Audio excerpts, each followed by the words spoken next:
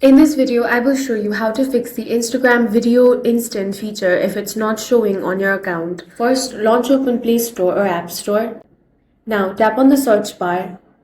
Here, type Instagram and search for that. If you find the update option, tap on that and update the app to the latest version. New features are often added through app updates. Next, completely close the Instagram application. You can open App Switcher and swipe Instagram off of your screen as well. Then launch open Instagram and check. If the feature still isn't available, then you want to restart your phone. After your phone has been restarted, you again want to open Instagram and check. If that doesn't work, long press on the Instagram app, then tap on this app info icon. This will take you to app settings. Now scroll down and tap on storage. Here, find the option of clear cache and tap on it. You can also tap on clear data, but you will have to log into your account again.